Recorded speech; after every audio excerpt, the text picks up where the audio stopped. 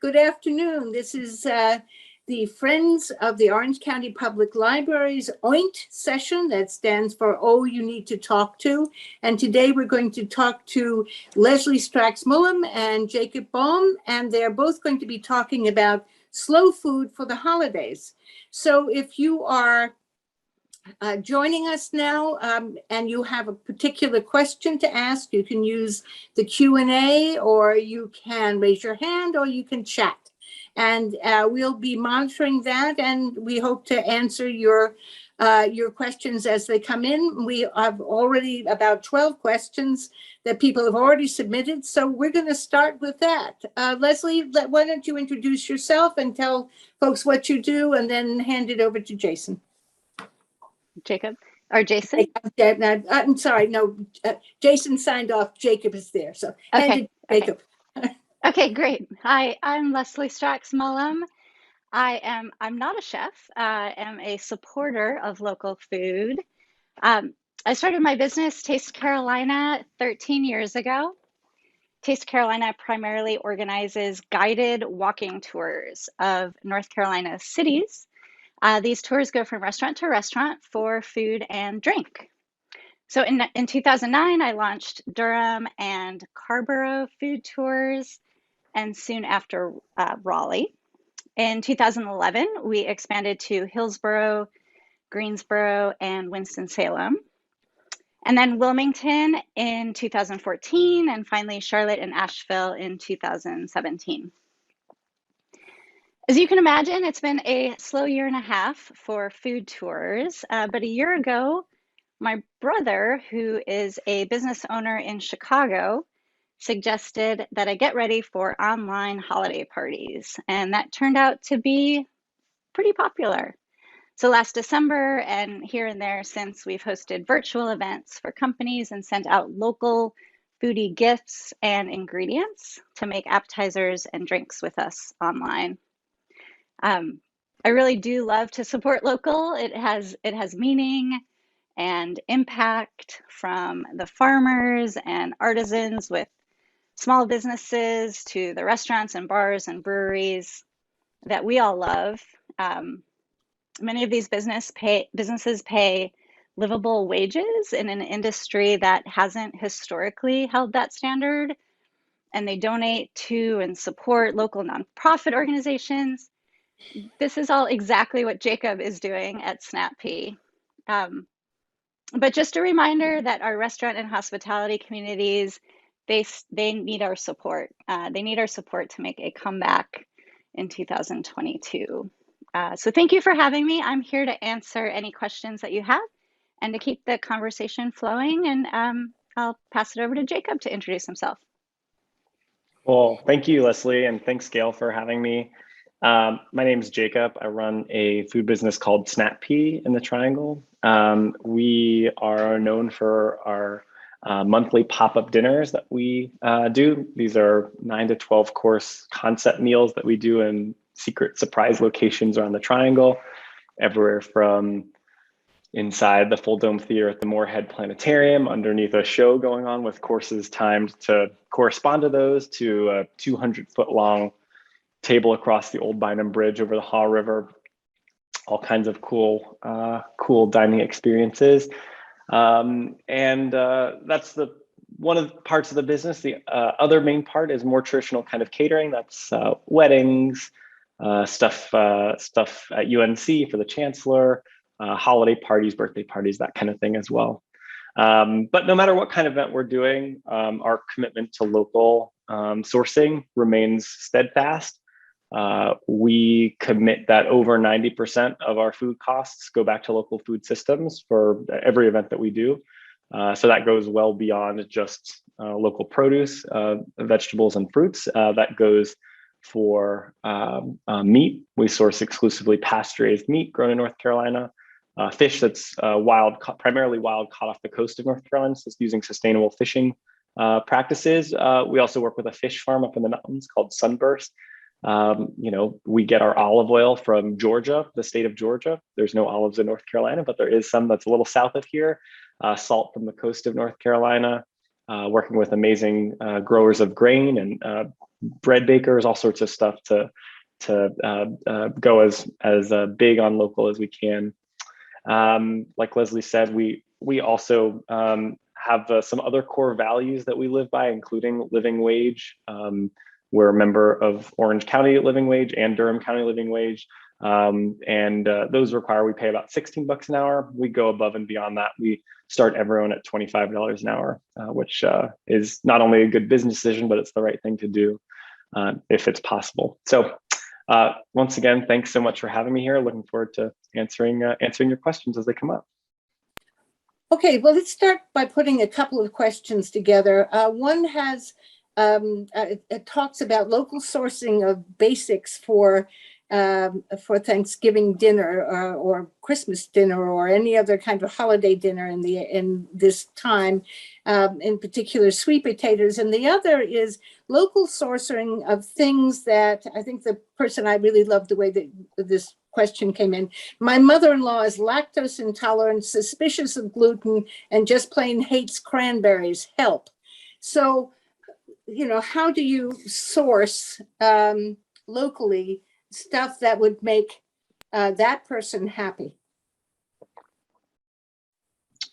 All right. Well, I mean, just diving in on the basics of sourcing for Thanksgiving, the best place to start is always your farmers markets. That's going to be where you're going to get the freshest stuff, the most seasonal, delicious stuff. And luckily, the farmers markets make it as easy as possible for Thanksgiving. They have basically all of the local farmers markets have a special Thanksgiving market on Tuesday afternoon. Durham does, Chapel Hill does, Carborough does, and so I think the hours are maybe 3 to 6 or 3 to 5, that kind of thing. And so that's the best place to start to get great local stuff. One way, I think, one way that is for me, a great way to approach cooking locally, whether it's for a holiday meal or otherwise, is instead of finding a recipe that you're really excited about and then going to the farmer's market and being frustrated that you can't find the specific thing you were looking for, you can't find leeks or you can't find Brussels sprouts, to go to the market and look and see what looks good to you. See the beautiful winter squash or gorgeous Murasaki sweet potatoes or frost sweetened collards. See what speaks to you and buy it and bring it home. And then from there, you can do some research, poking around, just Google it, say, creative recipes for kabocha squash.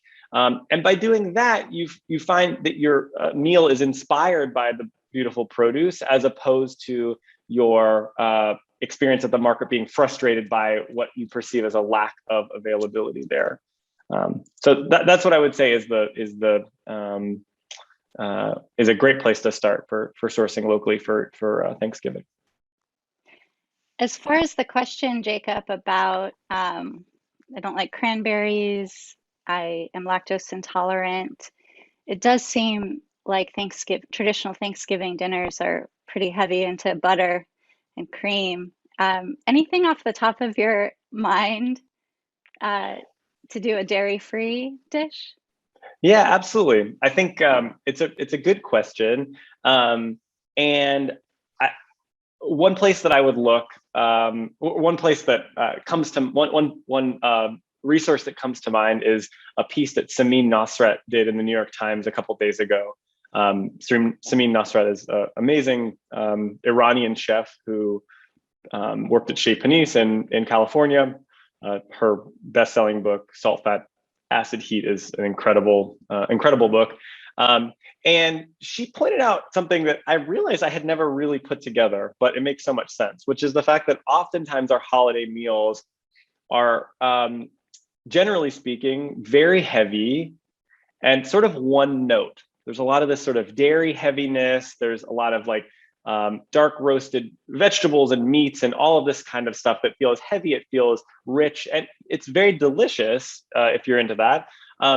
But there's sort of one thing that stands out on the table, which is to provide acid, to provide freshness, which is the cranberry sauce. And that's why people who like cranberry sauce slather it on everything, because that's the one source of acid in the entire meal.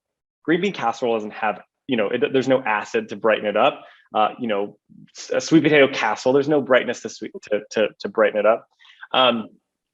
And so she set out to say, let's come up with a couple alternative condiments that we could use to brighten up our Thanksgiving meal.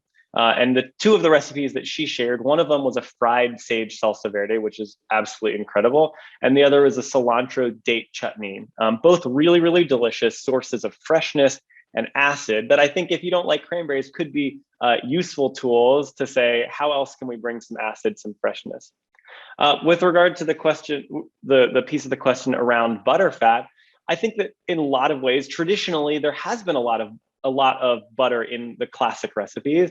So for those folks, I would encourage them to, who are looking to avoid lactose or dairy, to step back and instead of saying, I want to make green bean casserole, how can I make green bean casserole dairy-free? First of all, you should ask the question, why am I serving green beans when green beans are not in season at the end of November? But let's say you're getting past that, to say, how can I do something that celebrates this ingredient without it having to be this like dairy gloopy kind of thing? And so, for example, Allison Roman had a really beautiful recipe maybe last week from her Thanksgiving table, which was for really nice roasted green beans and mushrooms. Not only is it way simpler to make than having to sit over a bechamel sauce that you're waiting to thicken and then having to cook it 3 times and then put it back in the oven and use oven real estate. But if you just do a really nice hard roast at 450, 475 on some gorgeous greens or some green beans and with some mushrooms, they're going to be as delicious or maybe more delicious because you're going to be able to appreciate those vegetables without being weighed down by this like gloopy sauce. And you don't have any dairy that you have to dance around trying to figure out a substitute for. It just is delicious for its own reason. It's not delicious because you dumped a can of cream of mushroom soup in. So I guess all in all, what I would say is instead of saying, how can we find substitutes for the dairy that we're trying to replace? I would encourage you to step back and say, how can we make a dish that doesn't even need dairy in it at all? And you might find that you don't actually miss the dairy and you enjoy the dish more. I think that leads into another question that we received prior to this event, which is, Thanksgiving dinner is tends to be hard work, a lot of different dishes, somewhat labor intensive. And if it's just a couple of you this season, how can we have those flavors of Thanksgiving and this enjoyable holiday meal without cooking for days on end and having way too many leftovers?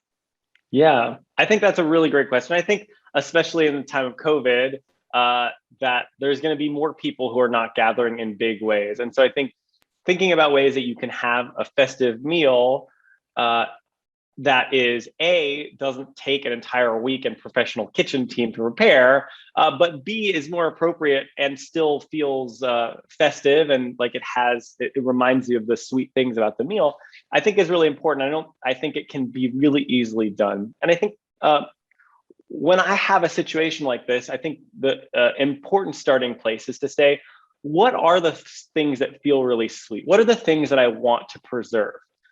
A few years ago when my family, who takes Thanksgiving pretty seriously, when we were preparing for our Thanksgiving meal, or preparing to prepare for our Thanksgiving meal, we've got a lot of people who like to cook. Both of my sisters and my mom all like to cook, and my dad's got his famous gravy. My eldest sister, Alana, who is a real organization freak, she put together this spreadsheet, a Google spreadsheet, where she basically listed all of the sort of like conceivable Thanksgiving dishes. And she asked everyone in the family to sort of rank which ones felt most important. And how important is it there's mashed potatoes? How important is it there's sweet potatoes? Which pies do you want? And it was this like real data-driven approach to figure out for everyone, like what feels really sweet for them at Thanksgiving. And big surprise, stuffing was that was a big thing for a lot of people. I think a lot of people really love stuffing. And it turned out in our family, I think that year, maybe turkey didn't feel that important to everyone. And so it's like, well, do we need a turkey? Is that something that, do we like the turkey? Is that something that we need to do? So I guess all that's to say is to figure out what's really, really important to you, what would make the meal feel special. And then once you have that figured out, you can say, how can we do this in a more manageable way? So let's say you really do like having turkey, or you do like having something like turkey at the Thanksgiving table. Why not, instead of doing a turkey, say, let's roast a chicken? In fact, that's what I'm doing for my family this Thanksgiving. Is instead of doing a big turkey, I got a couple of chickens from Fickle Creek Farm at the market on Saturday. We're going to the beach. I'm bringing the chickens and we'll roast them. Who doesn't like delicious roast chicken, especially compared to what we know that turkey can be? It takes less time to takes less time to make. It's not as expensive. It doesn't produce all this leftovers if you're not into all those leftovers. So I think little strategic bits like that. But then going back to the idea of like the green bean casserole, if you were to make traditional green bean casserole, which would start by first making a roux and then adding dairy to it to make the bechamel sauce, and then sauteing mushrooms, folding that in, prepping green beans, mixing it together, then putting in a casserole pan and baking it again. It's all these steps. Would it suffice to just make really, really delicious sauteed or roasted green beans? Would that scratch the same itch and be a lot easier and probably more satisfying? I think it absolutely would. And so saying, what are the important things to have in this meal? How can we do them in a way that feels simpler or more approachable? And then being sort of strategic about leftovers. What are the things that you want to have leftovers from? What are the things you're going to open the fridge the next day and be bummed that there's not any stuffing left over, or be bummed that there's not any turkey left over? And then allow yourself to say, yeah, maybe this is more food than we need for this one meal, but we're going to have leftovers. And that's going to be great. Even if it means freezing some of them so that we can enjoy it for the whole holiday season. Now, you mentioned not making turkey this year and making chicken instead. Someone had written in saying no turkey, no ham, no chicken. They're kind of looking for something new. And this was in reference to a Christmas meal. What do you think about like a braised dish, like a winter braised dish for Christmas? I love the idea of doing braised dishes in the wintertime for a couple of reasons. First of all, I think they feel really warm, and they feel warming in a way that it just feels so on point for winter. But also, they're just so much easier. Instead of having to make a big roast that you're timing so that it comes out at the right time and it's using up your entire oven, and then you have to let it rest and slice it, and are we ready with all the rest of the sides? And this whole horse and pony show, to end up with, in many cases, in the case of a turkey, a bird which the white meat is probably going to be overcooked and the dark meat is probably going to be undercooked, because fundamentally they cook completely differently. By braising things, you are going to make sure that it's perfectly cooked all the way through, because you can completely control that. And then B, you can keep it warm on top of the stove or in a Dutch oven, and it's ready to go whenever you're ready to go. The third thing that I'll mention is, if you were to do something that's braisy and a little bit saucy, then instead of having to make a turkey and also gravy, the sauce from the braise could sort of become the gravy. And that's one less thing that you have to make. Braises also, they freeze really, really well. So make a big braise and you can freeze it in quart containers and pull out a quart of braised, chicken thighs with stew, with beautiful winter veggies or something like that. Pull that out on a cold night and you've got that ready to go anytime. And what are the advantages and disadvantages of braising in on the stovetop or in an oven versus a crock pot or a pressure cooker? Fundamentally, they're all doing the same. They're all doing the same thing. Is you're taking tough cuts of meat, or in other cases, vegetables, tough ingredients, and you're breaking them down. Obviously, the biggest difference with doing it in a pressure cooker, but I think all of those, it's just a matter of how quickly it happens. In a pressure cooker, that's going to happen really, really fast, because you're adjusting the atmospheric pressure inside of the chamber.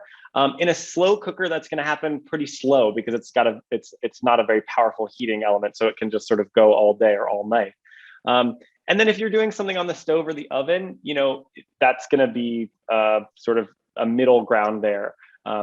If you do a lot of braising and you are in a hurry and want to do that pretty often, then maybe an Instant Pot or a pressure cooker is a tool that's important for you. I don't tend to be someone with a lot of different cooking gadgets, and I feel like if you're braising something in some kind of way, that is sort of a slow all day process that you want to be smelling and anticipating all day. And so it's a matter of how many gadgets do you want to invest in, how quickly do you need to get it done. But you certainly don't need a pressure cooker or a slow cooker to get the job done. You can do it on the stovetop, you can do it in the oven. Heck, you could even do it in the fireplace if you've got a fire going that day and you've got a nice cast iron Dutch oven. Can you give an example of something that is a really great braising recipe that has like chicken or fowl or something Thanksgiving-y or Christmassy? Yeah, there's not a specific recipe that comes to mind, but in general, braises work really well with tougher, more flavorful cuts of meat. And so a chicken breast or turkey breast, for example, would not be a particularly good candidate for a braise. You would want to be looking at something like a chicken thigh or turkey drumsticks. If you were looking at other kinds of meats, tough cuts of beef or pork would do very well. So instead of something like a tenderloin, which would not hold up very well to a braise because it doesn't have a lot of fat and connective tissue, looking at things like chuck roast or shoulders, picnic, those kinds of things, which really want that long, slow time to braise down. Typically, when I'm doing braises, I like to, in addition to whatever that main ingredient is, make sure that there's at least sort of one prominent supporting character. And so if you were doing braised pork shoulder, that could be apples and star anise, something like that. Or if you were doing, a beef chuck roast, that you could make it have a supporting flavor that's tamarind or miso. I think it's really nice to have a sort of featured supporting player. And then I think the third component that's important to think about is what are the other textural elements in there. So for example, you might want some nice braised carrots in there, or you might want some small onions, something like that. And in many cases, if those veggies sit in the braise from the very beginning, they're going to turn to mush, overcooked mush by the end. Still very tasty, and I have great memories of my dad picking out the mushy carrots from braises, or from, if my mom made stocks or something growing up. But in many cases, you can wait to add those, or you can add them in 2 batches where you add carrots towards the end so that they get sort of perfectly cooked at the end without turning to mush. So I know that's not a specific recipe to your question, but in general, those are the kinds of things you'd want to look for. And we talked about farmers markets, and I was trying to think of other local places to get local food. And I thought about Weaver Street Market, and the Durham Co-op does some of that.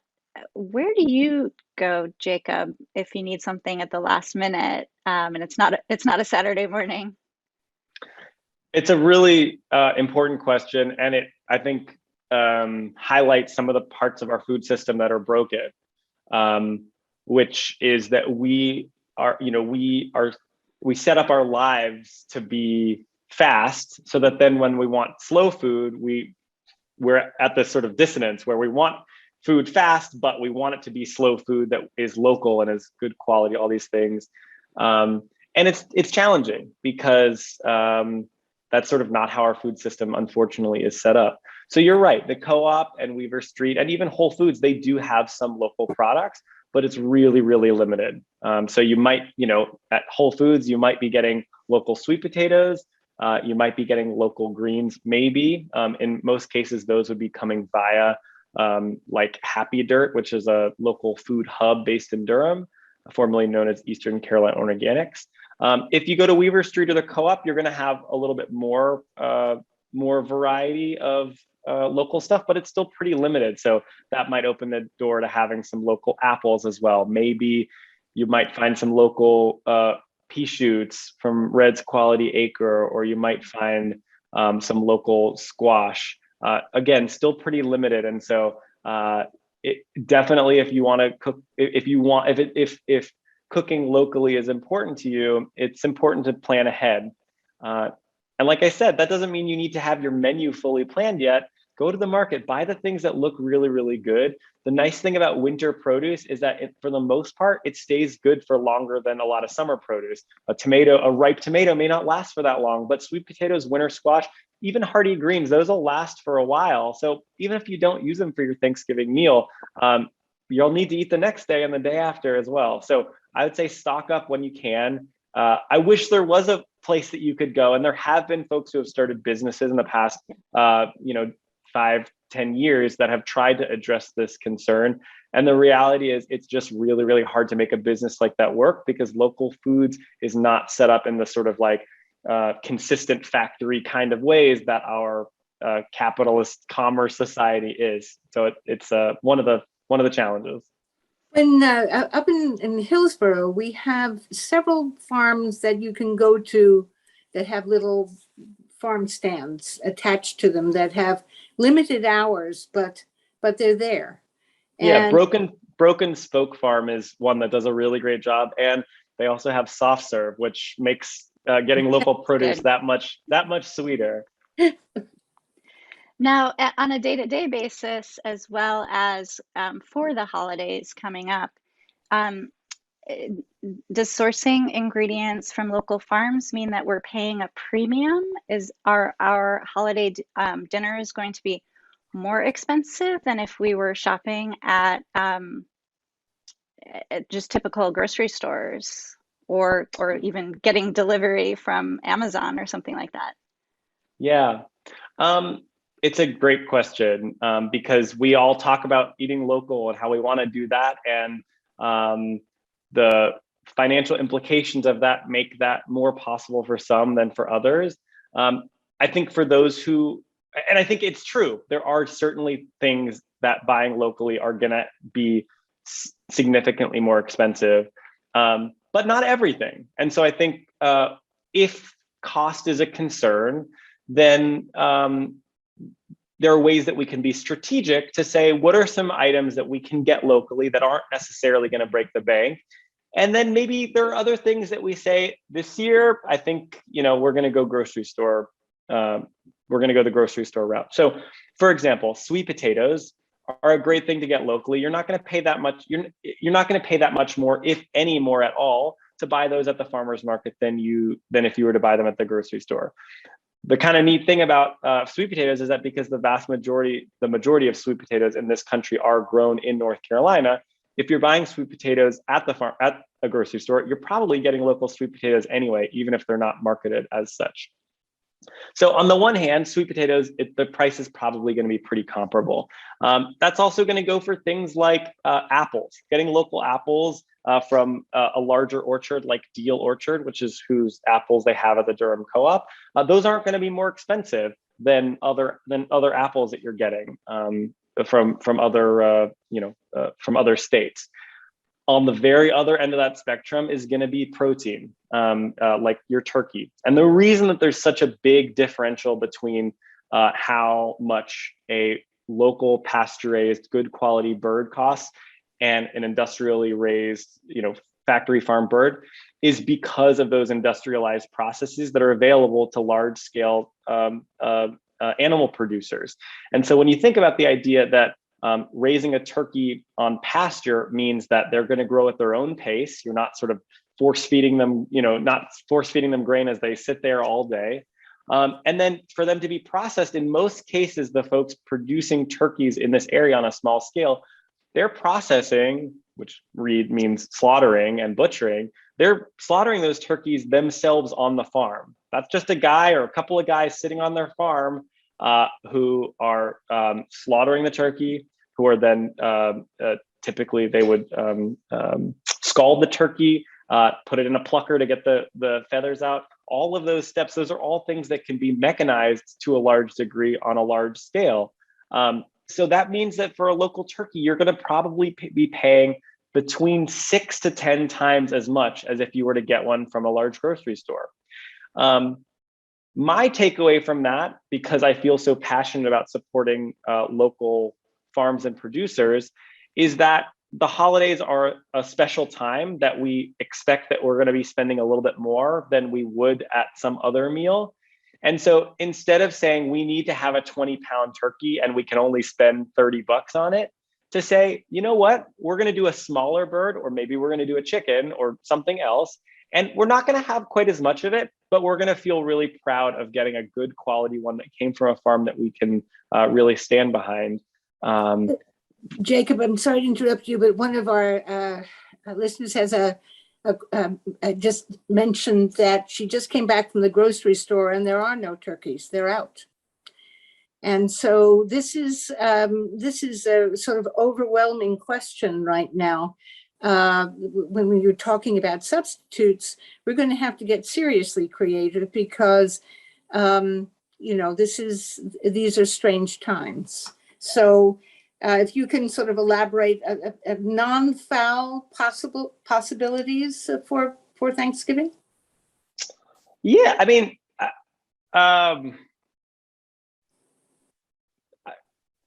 there's a couple things. The first one is we don't need to have a bird at our Thanksgiving meal. We don't need to have a turkey there. I think there are, in many cases, the turkey isn't even really what you're coming to the table for. For me, it's stuffing. For other people, it's other things. And so I think the idea of going without is okay. But I think that if having meat is important, then there are plenty of opportunities to be creative. I think one of the things that feels special about a turkey is that you have this sort of like large centerpiece. I think for a lot of people, that's what feels really festive about it. And so you can sort of do that with anything. You could take a whole pork shoulder and do David Chang's Momofuku Bossam, where you take the pork shoulder and you cure it overnight in a mixture of salt and sugar, and then you slow roast it, and then put a sugar coating on top, and then crank the oven and get it really crispy. And you get this amazing falling apart pork shoulder with this sort of sweet and salty sugar crust. You could do, go traditional with a standing rib roast, something like that. Or you could go totally non-traditional and say, let's get a whole kabocha squash and stuff it with, beautiful farro and veggies and all sorts of stuff in there. And bring out a whole squash that's been roasted. Maybe that scratches the same itch to have some, big centerpiece at the center of the table. Now, my family has decided, because Thanksgiving is important to us, but so is Passover, that we really enjoy brisket at Passover. And so that we're also going to have brisket on Thanksgiving. Absolutely. And brisket falls in that category of braised meats that we were talking about earlier, where it's like, once you've cooked it, you chill it, slice it, you can heat it back up, and it's ready to go whenever you are. There's no tricky timing of making sure that it's coming out of the oven right at the right second. Well, moving on to sweets, I do want to encourage everyone to look around their communities, because there are a lot of just wonderful bakers, chocolate makers, marshmallows, truffles, everything that you could want, both for your holiday meals and for end of year gifts. But getting back into the kitchen, what are we doing for sweets this year where we can also support local farmers and artisans and just the local food economy? So anytime I have a question that's saying I want to make something that's local, I think a great starting place is to just brainstorm what are the local things that I might be excited to use. And so if we were to say, what are the local ingredients that are available right now that could make their way into dessert? What are the things that come to mind? We've got apples, we've got sweet potatoes, we've got persimmons. We're just at the end of persimmon season. We've got pecans. We've got winter squash. We've got carrots. So you start to sort of make a list. We've got eggs. We've got dairy. We've got we can get flour milled fresh locally from like red tail grains. So you sort of brainstorm, what are the things that are local that I might be excited to use? And then once you have that idea, then from there you can say, well, what are the things that I'd be excited to make? I also, as much as I love pies, I think that pies end up being a big headache for people because making pie dough feels intimidating, and the temperature and all these kinds of things. And so I'm all for the idea of saying, let's make things that feel like pies or are pie adjacent, but are a lot easier than pies. And so that might be like a tarte tatin, where you take a whole bunch of fresh apples and just buy some puff pastry and stick it on top, bake it off and flip it over. No one's going to say that's not a pie. They're going to say this is delicious. It's way better than pie. Or like an upside down apple tart or something, where you basically pour kind of a cake batter on top of the things and then turn it out. Feels like a pie. But also feel free to free yourself of the idea that it has to be pie. Carrots are in season. Who doesn't love carrot cake? Why can't we have carrot cake for Thanksgiving? You know, who's making these rules? And I think lastly, storing and leftovers and freezing, that was a big topic of conversation. You've mentioned some of these dishes freeze really well, but for how long? If your freezer is adequately cold and you sufficiently wrap the things that you're freezing, meaning that they are effectively airtight, you can freeze things indefinitely, for 6 months, for 12 months. It's not a problem. Where you get issues with freezing is if it really is not truly airtight. And so now you're getting sort of the freezer funk creeping in, you're getting condensation for the sort of freezer burn. Or if your freezer's temperature is not consistent, that's where your issues are going to come. In terms of what to freeze, you want to be strategic about what things are going to freeze well. Obviously fresh produce, you have to be careful with freezing, and so you're not going to obviously want to freeze something like with like a salad or something like that. But anything that is already cooked and has decent amount of moisture in it is going to freeze pretty well. So that would be braises. That would be something like a green bean casserole if you decide to go that. Soups freeze great. All those kinds of things. And so I think that's where you can be strategic as you're planning the quantities of food that you're making, to say, okay, I'll go heavy on the things and make sure there's absolutely plenty of the things that I know I can freeze, the things I'll be able to enjoy in the future, and maybe don't make, 2-3 times as much as you need of something that is not going to keep as well, like a salad. Or maybe when you're making your salad, you buy a whole bunch of salad greens, but you don't dress them all at once, because as soon as salad greens are dressed, you can't really keep them longer than past the meal. And so you start with dressing half the greens, and if you end up running through all that, you just pull out the rest of the greens and mix up a little bit more salad. Is another way to extend the life of those greens. Do you have go-to leftover dishes? I'm thinking like sandwiches, soups, anything else that you're looking forward to next Friday or over the weekend? I don't have specific things. I mean, I feel very excited. I think everyone is, pushes themselves to come up with some crazy turkey pho with different stuff in it that can use all these leftovers. For me, I think it's sweet to be reminded of the Thanksgiving meal, and so I'm totally fine to have a couple rounds of Thanksgiving times 2 or 3 afterward. I'm totally fine with that, and I can get creative with all those ingredients for the rest of the winter. I don't feel the need to say, how can we transform this into something completely different? But one thing that I will say that I have enjoyed is doing a sort of like hash. If you have leftover turkey, you have leftover veggies, heat up a cast iron pan, and you can use some of the drippings from the turkey or some bacon fat or just olive oil, and fry off the turkey. Especially if you're using, especially if you've roasted a whole bird, we all know that can be dry. And so instead of saying, how can we make it less dry, sort of leaning into that and saying, how can we make it crispy and delicious? So fry that off in a cast iron, add in those veggies. You can use some fresh veggies too, like onions or peppers, that kind of thing. And then it's always nice to have some kind of starchy veggie, like some potatoes or sweet potatoes in there to sort of bulk it up. Throw a fried egg on there. You've got breakfast, or you've got breakfast for dinner.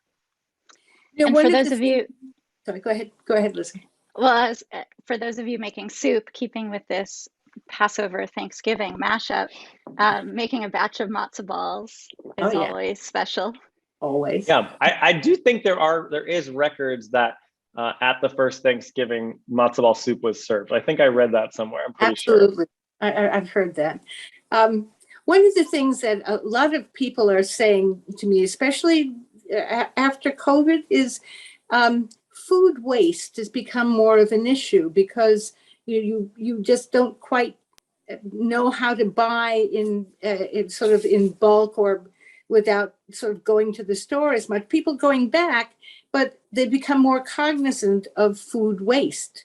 And one of the things that would be very useful, since both of you sort of deal with food, outside the kitchen, is how do you avoid wasting the amount of food that we as Americans tend to waste? What kind of planning or what kind of mindset do we need to sort of begin to think about? I think there's a couple pieces of that. The idea of food waste is a multifaceted issue, and so there's moments in the entire life of an ingredient that we can keep in mind to reduce food waste. So I think the first thing is the waste of the produce that just sits in our fridge that never got used. And for that is gonna require us to push ourselves to be a little bit more creative, to say we got a rutabaga in our CSA and we didn't know what to do with it. And instead of being intimidated by it and just letting it rot in our fridge, we're gonna say, all right, tonight's the night, I'm doing the rutabaga. I'm gonna go on New York Times Cooking. I'm gonna see what are some cool ways I could use rutabaga. And so I think that's the first thing, is to be using the produce that we're buying, be creative with it, even if we're intimidated by it, before we bring more produce in. I think the second piece of that is to be strategic about the order that we use our produce in. And so let's say that you get your CSA, or you come back from the market with a whole basket full of stuff, to say, okay, well, I got some really gorgeous butterleaf lettuce. That's not going to keep for all that long. I only have a couple of days with that. But I got sweet potatoes. Those will keep for months. I'm going to start by using this, and I'm going to wait to use the other stuff, even if I'm maybe more excited to dive into the carrots or dive into the winter squash. So that's the first thing, is making sure things don't get wasted before we use them at all. The second thing is, as we're cooking, I sort of touched on this before, to be strategic about the quantities that we're making of different things. So the example I gave before of the salad, if we want, of course, we don't want to run out of salad. We want to make sure everyone gets as much salad as they want, but maybe we don't dress all of the greens from the beginning, because if we have leftover dressed greens, no one wants to eat dressed salad the next day. The worst case scenario is you run out of dressed salad and you dress a little bit more salad with the greens that you have. You have the extra dressing, you have the extra greens, just wait to dress it all together. So that's the second thing. The third thing is, if you do have leftovers, make sure that you're strategic about how you're storing them, so that you remember that they're in your fridge, they don't get pushed to the back. Maybe that means having clear containers. Maybe that means having a whiteboard on top of your fridge where you can write what leftovers are in there. Maybe that means pushing yourself to be more creative, to use those in different ways, or pushing yourself to eat them for lunch the next day, but making sure that those don't go to waste inside of your fridge as they wither away. And then that they're stored properly, so that they can last and they don't go bad. Before you have a chance to eat them.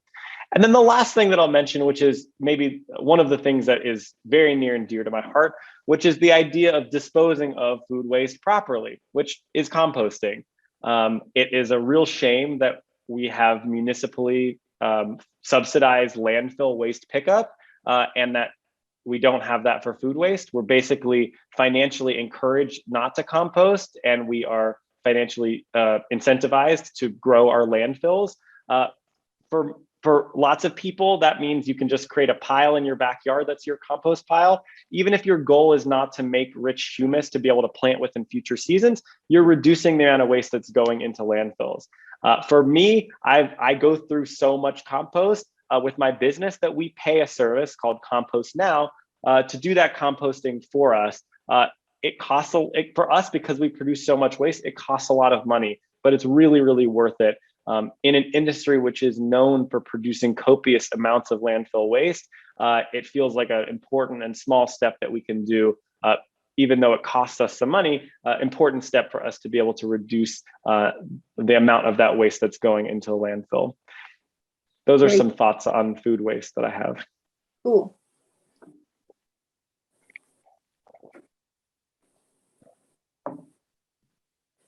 Let's see, let's see, crock pots we covered. There's a lot of people who are asking about squashes and pumpkins, and is it worth using a fresh pumpkin, was one that would to make a pie rather than getting something out of the can? And does it make a really fundamental difference in how it tastes, or is this just kind of, Well, I guess anytime you say, does it make a difference? You have to put that in perspective. Do I think that if you were to use canned pumpkin puree and you were to use local squash, that you would taste local squash one and say, oh my God, this is crazy different? I don't think I would. But for me, as someone committed to sourcing locally, buying things local is not always about seeing an explosive difference in flavor. There's so many layers of reasons that supporting our local farmers is worthwhile.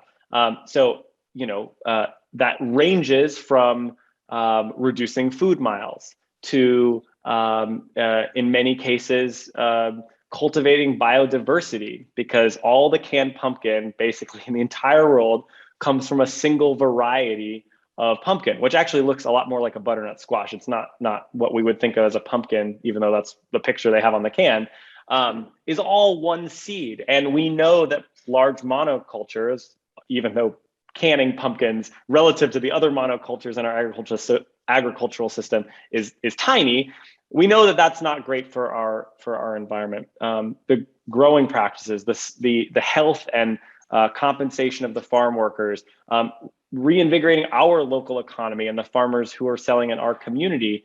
And then I think there is something to be said for, in a world when we're always looking for shortcuts, ways to do things the quick way, the easy way, that I think that making a pie where you actually start with a whole pumpkin or start with a whole squash and roast it yourself, I think it's meaningful to do it yourself and really do the whole process and experience what that's like. So when you say, is it worth it? That really depends on what your values are as a person.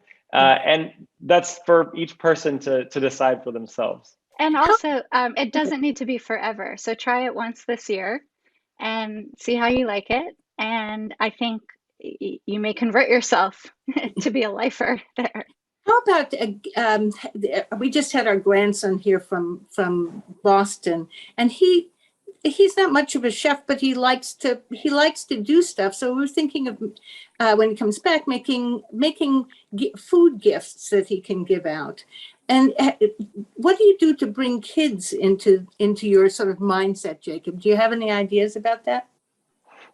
I would not say that my business or philosophy is particularly geared towards kids. I do have a couple of thoughts on that. I think one thing from my experience is, especially around kids who are in some ways picky eaters or might not be so adventurous, I think the more of the process that you can involve them in, the more likely that they will enjoy something. And so let's say you've got a kid who doesn't like eating carrots. Well, what would happen if he had his hand in growing some carrots and then harvesting the carrots? I bet that kid would be pretty proud of that carrot and be pretty excited to eat it. And that might, reframe things a little bit for that kid to be excited about eating carrots. I think that it's also, if you're trying to do cooking projects with a kid, obviously it's important to choose recipes that are appropriate for the kid and something that the kid is going to be excited to be part of. That's all I'm going to say about that, because like I said, don't have a ton of experience cooking with kids. In my family, roasting vegetables brings out those natural sugars. So new favorites can come from that. Also, I talked a little bit about local bakers, many of whom are making very familiar foods to kids, but in new ways. So going to the farmer's market and coming across homemade graham crackers is a new revelation. Taste Carolina, one of the things that we are doing for corporate groups this year is kind of a loosely entitled s'mores kit. So Isaac, who makes bagels in Durham, is also making brown butter marshmallows, and Strong Arm Bakery is making the graham crackers, and Chocolate in Chapel Hill, this wonderful chocolate, and we're sending those out as gifts. And when my 11-year-old tries these, he's blown away. He just loves them. Yeah, our grandson was into some local chocolates and just thought this was the cat's meow. Yeah. So that's fun. Yeah, that is. Let's see. We've got leftovers. We've got crock pots. Christmas. Oh, this is another thing. Ethnic foods for the holidays, and it's not just Thanksgiving and Christmas and Hanukkah. We got. This is the season to be jolly across ethnicities, and I have some Persian neighbors who make some really great looking jeweled rice with some kind of very ugly looking limes that they actually sort of dried them, but there are this isn't exactly local, but it is something that you can adapt local foods to, for ethnic dishes, and that's one of the things that I find happening here. It's kind of odd, but people are making their own sausages out of with their own spices, but using local pork.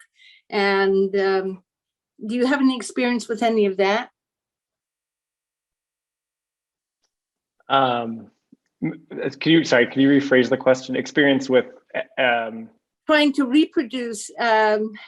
People come from everywhere here, and they try to adapt their dishes using local ingredients.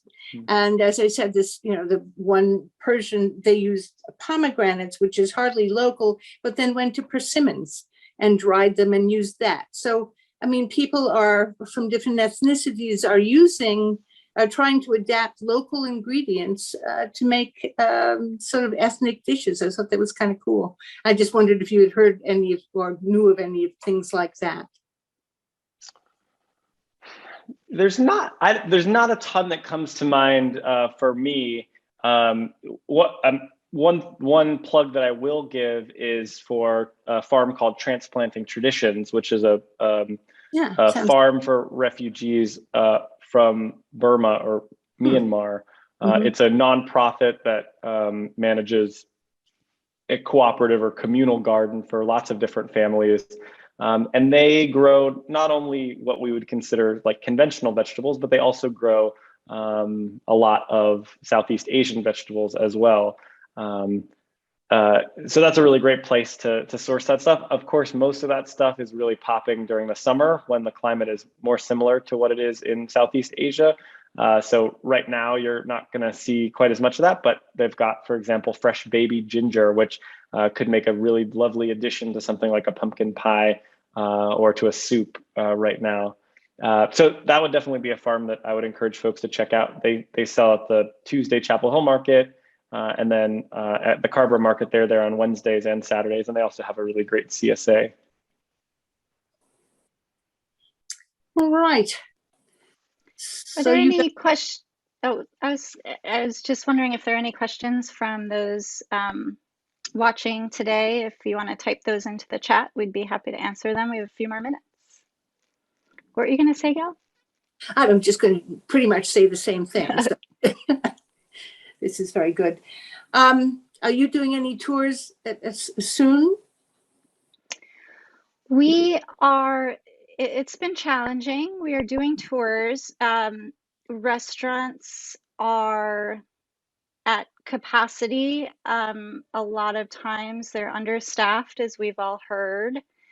So we're keeping groups small for safety reasons and because restaurants just don't have a lot of room, even off hours.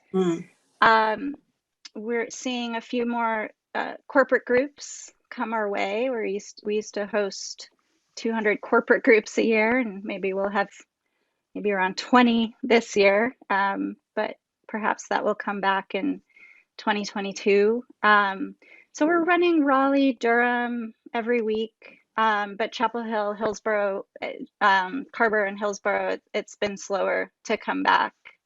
And Jacob, are you going to be doing your pop-ups anytime soon?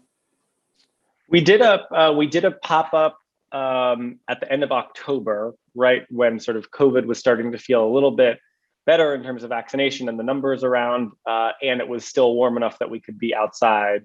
Now that it's colder, we've gone back on hiatus until it gets warmer again, just because it doesn't feel quite appropriate to do pop-ups indoors right now. So we've got that. We are planning on relaunching one thing that we did start during COVID, which is these online cook-alongs where you sign up to join, and then we deliver a box of fresh local produce to your doorstep if you're within our delivery radius, and then you log on to join and cook along live with me from my kitchen, or you can for some people who prefer to go at a more relaxed or slow pace, they prefer to use the recording, which we send out, and they can pause and stop as much as they'd like. Afterward, you will come away with some new recipes, a delicious meal, and some leftovers and some cool ingredients as well. So, this is awful, but I've lived here for forever, and I don't know about you two guys. I mean, I should know about you two guys. Everybody should know about you two guys. I mean, you have such wonderful things to share. I mean, just these things that you've been talking about. We don't know about the wealth of stuff we've got locally, and that's what you guys do. So I highly recommend everybody who's listening and anybody who's going to be listening to this in the future, find these guys and find out what we have locally, because we really do have a wealth of things in this local area that we're not sufficiently aware of. Anyway, I thank you guys for coming today and doing this.